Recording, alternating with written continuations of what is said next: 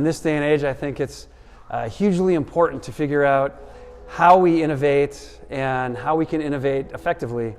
So I want to share some of my thoughts and some of my learnings over 31 years of design and development that I've been involved with here at Kablooey, and share some of the most interesting and fun things that I've discovered about innovation and development in this time period. So here we go, about 20 minutes, and then you guys can get back to fun and festivities.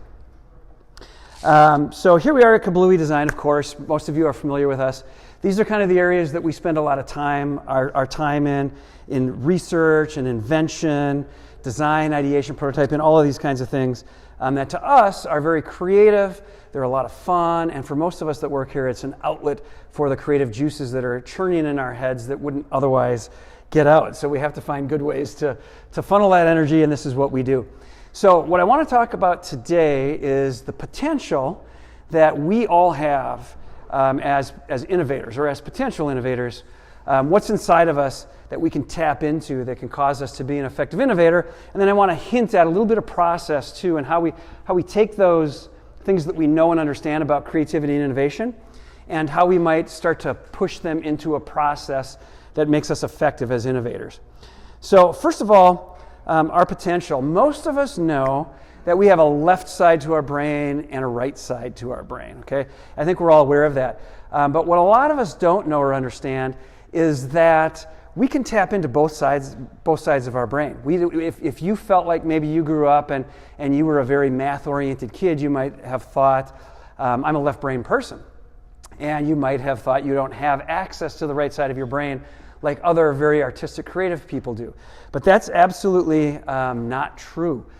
Studies have been done that I think are very interesting that show how the left and right brain work, and specifically what activities are occurring in what part of the brain when you subject yourself to a certain type of activity. And it's very interesting. Some of these studies have shown that people don't tend to have a stronger right side or a stronger left side to their brains, as we might have thought. Because you use one doesn't mean that one is stronger. It just means you use it more. You choose to use it more. They say that it's determined more connection by connection. That means, our brains operate by having these synapses that occur, these connections that occur. And what you put yourself in front of, the activities that you put in front of yourself, those are what determine what types of synapses and connections you're going to have. And those occur in different parts of your brain. So because our brain is neuroplastic, we can kind of morph that for ourselves. They went on to say that personality types have absolutely nothing to do with one hemisphere of your brain being more active or stronger or more connected. So you can't say, geez, I'm a math person, I'm a left brain person, and therefore my left brain is stronger. That's absolutely not true. So our philosophy here at Kablooey is that anyone can do it. Anyone can be a creative thinker. Anyone can be a creative person. It doesn't matter what your background is or what your personality is like. You can access the right side of your brain. This was made powerfully evident by a study that was done that Sir Ken Robinson talks about in one of the most listened to TED Talks of all time. And there was a 24-year study that was done with children when they were at the age of 4, and then it followed them for 24 years. And Ken Robinson talks about this study, and one of the things that they found over this study is that their research has shown that these kids, they lose their ability to do what he was calling divergent thinking. And divergent thinking can really be thought of as sort of non-linear thinking in a non-linear way. And they identify this as a key component to creativity. So creative thought and creative thinking has to include this divergent thinking, this non-linear thinking. And these kids were losing their ability to do this as they went through our educational system. A prime example from that study is this. One of the things they asked these children to do when they were in kindergarten, 5-year-olds, they gave them a task and said, draw a bird. So these kids were to draw a bird. And this is what one particular kindergartner drew with those instructions, draw a bird. So then they went throughout the course of their week in kindergarten, and they took part in all their other activities, addition and subtraction. And if you all remember kindergarten, you remember saying, here's 10 apples, and if I put a circle around this many, how many are left? And you're learning subtraction, right? So they go through a week of learning and training. And then at the end of the week, they asked these very same 5-year-olds to do the same thing. Said, draw a bird. And this is what that same little boy drew at the end of the week. You can see that his brain was trying to capture what he felt the essence of a bird was in his first drawing, because he was having to create it on his own. The second drawing, he had been shown what a bird was through other means, and he diverted to what he was shown. Now, this doesn't mean we shouldn't be learning subtraction. What it means is what the methods that we're using to educate ourselves as we grow is definitely causing us to lose the ability to do divergent thinking in our heads, which is a right brain, left brain activity. So these kind of results happened after we educated these children, but we educated them in a very linear fashion. It was very linear. But artistic thinking, which is a key component to creativity, it's not linear at all.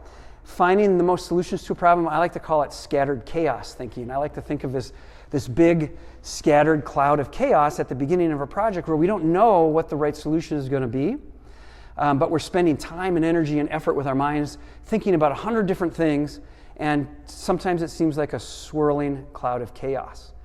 But in reality, that's where the genius happens, and that's where you have to have the ability to pull these nuggets out of that cloud of chaos and pull the genius out of it to get very creative solutions. So at the end of that study, at the beginning of the study, when those children were 4 years old, when they were tested, 98% of them could demonstrate divergent thinking. At the age of 9, only 32% of them could do divergent thinking. At the age of 14, 10. And at the age of 25, after they had graduated and more than likely had their graduate degrees, only 2% of them could demonstrate the ability to do divergent thinking. So if you think about the people that are coming out into the workforce, going through this kind of training, and if you understand that in the product development world that we live in, 90% of all new product development efforts fail, you can kind of start to draw some conclusions about what's happening with innovation, creativity, divergent and linear thinking. Now, when it comes to engineering, engineering is really figuring things out. That's what engineering is. There's all different types of engineering, but when you get right down to it, it's about figuring things out. How do we make things work? How do we figure things out? And there's a lobe in your brain that I like to call the figuring things out lobe. And there's an actual name for it, of course. It's a real lobe, but it's on the right side of the brain, and this is the part of the brain that's responsible for creative problem solving. So if you're an engineer or a design engineer or designer of some sort, your job, your role, your duty is to be a creative problem solver. That's what you are if you're an engineer. And here we have the lobe that's responsible for creative problem solving on the right side of your brain, not on the left side of your brain. It's on the right side of your brain. So if we ask ourselves, what have we engineered out of our lives? What have we engineered out of the things that we've learned? Well, if we look at Socrates for an example, Socrates taught what we understand today as philosophy. And there's 4 major branches of philosophy. But when Socrates was in Athens and he was teaching in the gymnasium, he wasn't necessarily teaching a philosophy class. He was teaching life. He was teaching, this is what you need to know and to do in order to be a good contributor to society. And we know that there was kind of 4 major branches to what Socrates taught. There was metaphysics, which is the study of reality. There was epistemology, which is the study of knowledge. There was axiology, which is the study of art and beauty. And there's logic, which is the study of reasoning. So these were all things that were necessary for us to be cognitive, functioning human beings in life. But if you're an engineer and you've gone through your academic career, you've probably been exposed to very little of this. And the art and the beauty, of course, is on the right side of the brain. Those are things that are firing on the right side of your brain. So what we need is we need people who are artists and designers and engineers together, all rolled into one. This is why Leonardo da Vinci is such a great example. You know, this guy was a mathematician, he was an engineer and a technician, and he was also a fantastic artist, one of the most skilled artists of all time. But of course, he was combining these things. He was doing this left brain, right brain thing together. And that's what made him so effective. So what we need and what we try to do here at Kablooey is we need designers and engineers working together as one. Not just an engineering department working together with a design department and they're working friendly. We need people who have an engineering department in their head and who have a design department in their head, and they're doing this simultaneously together, and the two are firing together and working together in their heads. So it doesn't matter what your degree says on it. If you're going to innovate in this world and be effective, you need to be using both sides of your brain like that. It makes us much more effective. So I like to think of it like this. Most often, we think of engineers that their duty is to solve a problem, and engineers' duty is to figure out how to make it useful for humans. But again, if you think about Leonardo da Vinci, you would kind of scratch your head and ask yourself, why would those two things ever be separated? Yet, in most of our academic careers, we don't learn both. We learn one or the other. And this is leading to some of the failure rates. So, what do we do about this? Well, there's some interesting information and studies that are put out by the Institute for Brain Potential. And I love their seminars and reading some of their information. One of the things I learned through some of their studies that they put out is that a healthy brain can laugh, and a healthy brain can get art and understand art. But a diseased brain that has this weakened corpus callosum, which is the thing that connects your left side to your right side, unless you've undergone a traumatic brain injury, you've got this superhighway between the two that information passes through, called your corpus callosum. If that's diseased or there's agenesis of the corpus callosum, you don't laugh at jokes, you don't get art, you don't understand it. So the hypothesis that I'm thinking of is, does environmental training, in other words, the lack of those things, could it kind of do the inverse, and could it cause an agenesis of the corpus callosum? Because our brain's neuroplastic. That means it changes with workout, like our muscles do. We work out our muscles, they grow. So could we cause agenesis by depriving ourselves of these things? It's possible, and I don't know if any studies have been done. But that part of the brain that's responsible for creative problem solving, it's also the part that gets the joke and does the art that's on the right side, that understands these things. So, what I'm wondering is if we stimulate these things, humor, if we stimulate art, could creative problem solving, an increase in our capacity, follow? And I think that it does. And I think that's why creative people are so unique and funny and creative, because they live in that world. So if you think about it, think about the anatomy of a joke. What is a joke? Okay, a joke is a story, and it's linear thinking. It's building up a set of linear events. A priest walks into a bar, a guy sits down, blah, blah, blah. Step, step, step, step, step, linear thinking, right? Then you get to the punchline, you deliver a punchline, and it's a non sequitur. It doesn't fit. And then that's funny. Well, they've actually done the brain scan things on people when they're hearing jokes. And when you're building up the joke, step, step, step, linear, parts of the brain on the left side are firing, firing, firing, firing. And when they deliver the punchline, there's this pause. For a millisecond, nothing happens in the brain.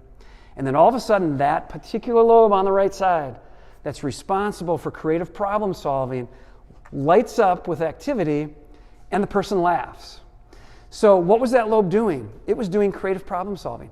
It was delivered a piece of information that didn't fit with all of the other linear things ahead of it, and it had to find a way to make it fit and make sense of it. So it did it through humor. Creative problem solving. Laughing at a joke is creative problem solving, and it's using that lobe on the right side of your brain. So what can we do about this that would be fun? Well, if you think about how they use humor in systematic desensitization to things that are bad. A person has a phobia of spiders. What do? They'll use humor, and they'll introduce you to spider humor until you get desensitized to it, so you no longer have a phobia of spiders. So could we also do that to ourselves and sensitize ourselves to good? If we expose ourselves to humor, there's a couple of things that happen. For instance, in our brain, when you laugh, you get a increased level of brain-derived neurofactor, BDNF, goes on the rise as soon as you start laughing. And BDNF is a protein, and it's the one that's responsible for the neuroplasticity in your brain. So your brain's ability to change and to morph and to grow is largely dependent on BDNF. It's also the protein that stores information. And if you think about the fact that everything that you do and say and think is 95% memory and habit, then this protein is extremely important for you to be able to just recall things and to just do things. So when it comes to creative problem solving, innovation, answers can just be there and you can access them if you've got more BDNF. And then humor makes us enjoy something. Laughter, we get a shot of dopamine release, and dopamine makes us enjoy that and want to do that thing over again. So again, if we increase humor in our lives, as well as artistic things, repeat artistic activities, we could make ourselves more creative people. And this is why I love comics so much, because comic books are a mixture of art and humor, and they're good for your brain. So Calvin and Hobbes, love it. I love what Picasso said, every child is an artist. The problem is how to remain an artist once we grow up. So knowing that our brains can do that, what do we do with that? How can we take that and move that into a process where we innovate? Well, one of the most important things is what Einstein said here. If I had an hour to save the world, I'd spend 55 minutes defining the problem, but only 5 minutes finding the solution. What was he saying? He was saying that it's far more important to understand how the problem is framed. When you fully understand what the problem is, the solutions will start to present themselves to you. You will start to find those, and the creative part of your brain will start to make those connections and pull those solutions out. So he was talking about design research. He was talking about doing some research to understand the problem before you launch into some sort of solution, before you launch into some sort of product or design that we're going to be making.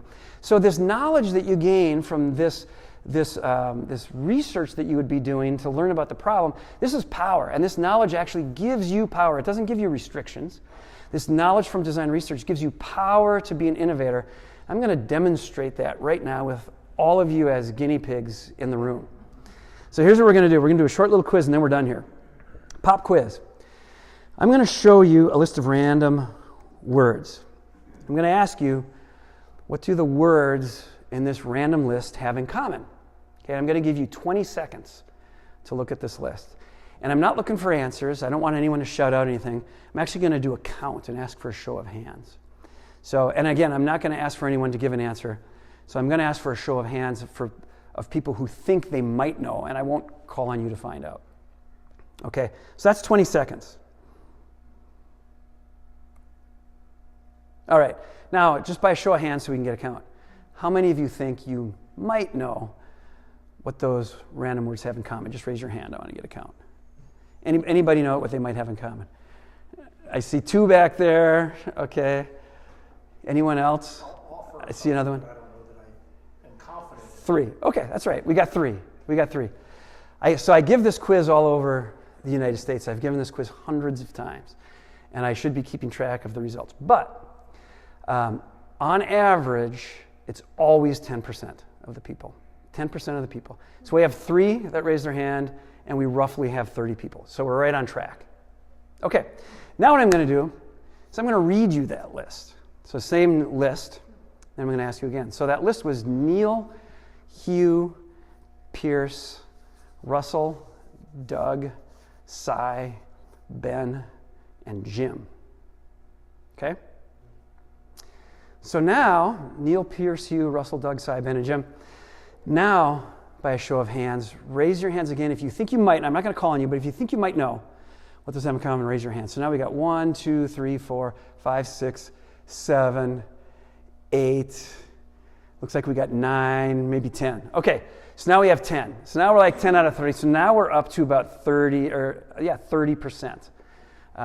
Maybe more depending on some of you thought, but didn't raise your hands. Okay, I'm going to show you that list again. Here's the list that we looked at. This is the exact same list. Neil, Pierce, Hugh, Russell, Doug, Phil, Pete, Cy, Ben, and Jim. Okay, so now if we raised our hands, of course, there would be 100%. Everyone knows that these are all men's names. All right, so what's important about that? Why is that important? Why did we did that? Well, here's why. I asked for a show of your knowledge about a problem by using one of your 5 senses, which was vision. And we got about a 10% collective knowledge in this group, 10% knowledge of the problem. Okay? When we used 2 of your 5 senses, vision and hearing, That tripled, and we got a 30% knowledge of the problem in the group just by using 2 senses. And this is what Einstein was talking about. Design research, understanding the problem, that 55 minutes defining the problem, that's like using a second sense when you launch into some sort of creative endeavor, when you go to solve a problem, when you go to design a device or an object. That's like using a second sense. And that's the 300% power that you get from doing that research first. So I like to think of it in terms of what Henry Ford said. Henry Ford said, if I would have just done what my customers would have asked for, I would have made a faster horse. That's what we would all do if we didn't do that design research. We would just leap right into making a faster horse. But in reality, there's better things out there and there's better approaches for us to take. So these are the kind of things you need to implement when you want to be innovative into your process. And thank you all for listening. Have a fantastic night.